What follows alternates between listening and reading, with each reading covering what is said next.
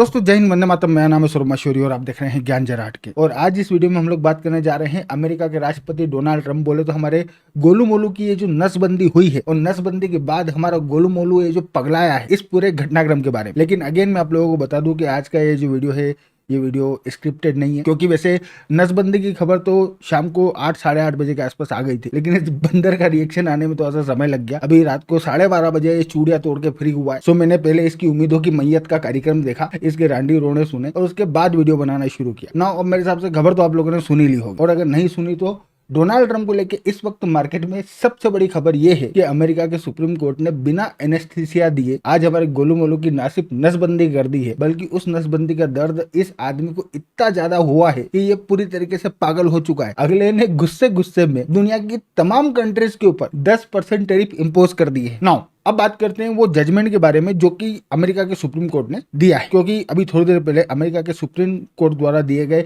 Judgement के तहत America के सुप्रीम कोर्ट ने ये बात बोली है कि अमेरिका का राष्ट्रपति बनने के बाद डोनाल्ड ट्रंप ने international emergency economic power act का यूज करते हुए दुनिया की लगभग तमाम कंट्रीज के ऊपर वो जो अलग अलग टैरिफ्स इंपोज किए थे, ये बोलते हुए कि भैया दुनिया की तमाम कंट्रीज अमेरिका को लूट रही है, और क्योंकि एक नेशनल इमरजेंसी है इस वजह से अमेरिका की इकोनॉमी को पूरी दुनिया से बचाने के लिए डोनाल्ड ट्रंप दुनिया की तमाम कंट्रीज के ऊपर टैरिफ्स इंपोज कर रहे हैं। सो आज अमेरिका के सुप्रीम कोर्ट ने जजमेंट देते हुए ये बात बोली है कि भैया डोनाल्ड ट्रंप ने इस एक्ट का यूज करते हुए वो जो टैरिफ्स लगाए थे वो सारे ही टैरिफ्स इनलीगल है, क्योंकि इस एक्ट का यूज इस तरीके से करने का पावर अमेरिका के प्रेसिडेंट के पास नहीं है। इतना ही नहीं, अमेरिका के सुप्रीम कोर्ट की ओर से ये बात भी बोली गई है कि टैरिफ लगाने का जो एक्चुअल पावर है वो यूएस कांग्रेस को बिलोंग करता है। मतलब कि अगर अमेरिका के राष्ट्रपति को टैरिफ्स लगाना है तो उसके लिए उन्हें यूएस कांग्रेस का अप्रूवल लेना पड़ेगा। मतलब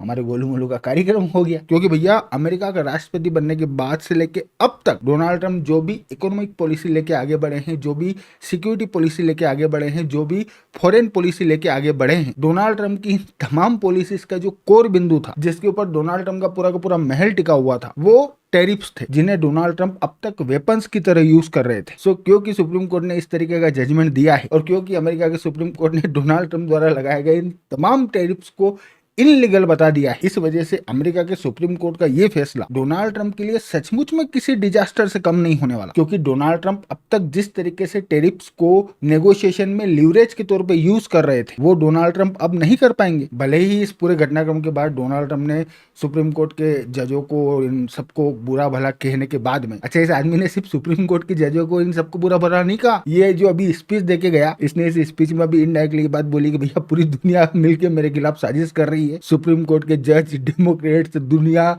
सब लोग मिले हुए हैं और ये सब मिल के मुझे बर्बाद करने की कोशिश कर रहे हैं। अच्छा, और यहाँ पे सबसे मजेदार बात ये है कि अमेरिका के सुप्रीम कोर्ट ने ये जो फैसला दिया है, इस फैसले में सुप्रीम कोर्ट के 6 जजों ने डोनाल्ड ट्रंप के अगेंस्ट में वर्डिक्ट दिया है और 3 जजों ने फेवर में। बट मोस्ट इंटरेस्टिंग बात यह है कि सुप्रीम कोर्ट के जो 6 जजों ने डोनाल्ड ट्रंप के अगेंस्ट में वर्डिक्ट दिया है, इनमें से 2 जज डोनाल्ड ट्रंप द्वारा अपॉइंटेड है। मतलब डोनाल्ड ट्रंप का जो लास्ट प्रेसिडेंसी थी उस वक्त खुद डोनाल्ड ट्रंप ने ही इन 3 लोगों को अपॉइंट किया था। सो जब से डोनाल्ड ट्रंप ने इस एक्ट का यूज करके पूरी दुनिया के ऊपर टैरिफ्स लगाए हैं, तब से डोनाल्ड ट्रंप इस बात को लेकर श्योर थे कि भाई अमेरिका का जो सुप्रीम कोर्ट है उसमें 3 लोगों को तो अपन ने अपॉइंट किया है, तो ये 3 वोट तो अपने पक्के हैं ही, और बाकी के जो 6 जज हैं उसमें से भी 3 रिपब्लिकन पार्टी द्वारा अपॉइंट किए गए, तो वो भी अपने को ही वोट देंगे, तो अपना काम हो जाएगा। लेकिन हुआ इसका उल्टा, रिपब्लिकन पार्टी द्वारा अपॉइंट किए गए जज तो गए तेल लगाने। जिन 3 लोगों को डोनाल्ड ट्रंप ने अपॉइंट किया था उसमें से भी 2 जजों ने डोनाल्ड ट्रंप के अगेंस्ट में फैसला दिया, जिसके बाद आज डोनाल्ड ट्रंप ने रिपोर्टर्स को यह बात भी बोली है कि अभी अमेरिका के अंदर ये जो स्टेट ऑफ यूनियन की प्रेसिडेंशियल स्पीच होगी उसमें डोनाल्ड ट्रंप सिर्फ उन्हीं जजों को इनवाइट करेंगे जिन्होंने डोनाल्ड ट्रंप के फेवर में फैसला दिया। बाकी जिन जजों ने डोनाल्ड ट्रंप के अगेंस्ट में फैसला दिया वो भाड़ में जाए, डोनाल्ड ट्रंप को फर्क नहीं पड़ता। और लिटरली इस आदमी ने यही बोला है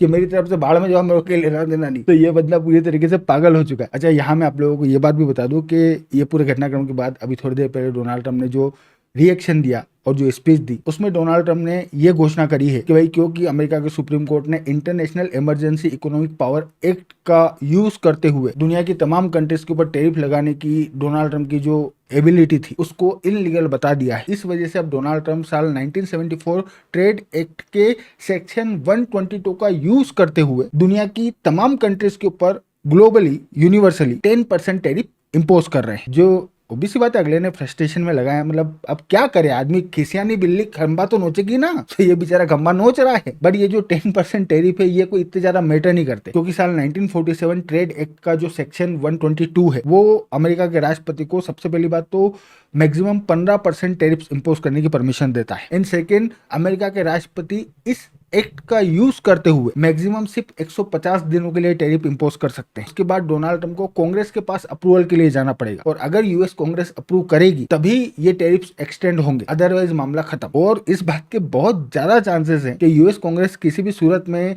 इन टैरिफ्स को एक्सटेंड नहीं करने वाली, क्योंकि अगर डोनाल्ड ट्रंप के पास रिपब्लिकन पार्टी के अंदर ही इस टैरिफ वाले मुद्दे पे सपोर्ट होता तो आज सुप्रीम कोर्ट का फैसला डोनाल्ड ट्रंप के फेवर में आता। लेकिन इस मुद्दे पे डोनाल्ड ट्रंप के पास रिपब्लिकन पार्टी के अंदर भी पूरी तरीके से सपोर्ट नहीं है, और सपोर्ट इस वजह से नहीं है क्योंकि डोनाल्ड ट्रंप ने जो टैरिफ्स इंपोज किए हैं इसका सबसे ज्यादा और नेगेटिव इंपैक्ट अमेरिकन बिजनेसेस के ऊपर ही आ रहा है। इनफैक्ट ये अमेरिका के बिजनेसेस ही थे जिन्होंने यूएस सुप्रीम कोर्ट में डोनाल्ड ट्रंप के इन टैरिफ्स वाले एक्शंस के अगेंस्ट में पिटीशन डाली। तो हाई चांसेस है कि सेक्शन 122 के तहत डोनाल्ड ट्रंप ने जो एडिशनल 10% टैरिफ्स इंपोज किए हैं ये एक्सटेंड नहीं होने वाला। अच्छा, ऐसा नहीं है कि डोनाल्ड ट्रंप के पास अब किसी भी कंट्री के ऊपर टैरिफ लगाने की एबिलिटी बिल्कुल भी नहीं बची। अभी भी ट्रेड एक्सपांशन एक्ट के सेक्शन 232 और ट्रेड एक्ट के सेक्शन 301 के तहत डोनाल्ड ट्रंप अगर चाहें तो इंडिविजुअल कंट्रीज के ऊपर टैरिफ इंपोज कर सकते हैं। बट इन दोनों ही सेक्शंस के साथ में प्रॉब्लम ये है कि ये सेक्शंस डोनाल्ड ट्रंप को फ्रीडम प्रोवाइड नहीं कराते। भाई ये इमरजेंसी एक्ट के तहत डोनाल्ड ट्रंप ये जो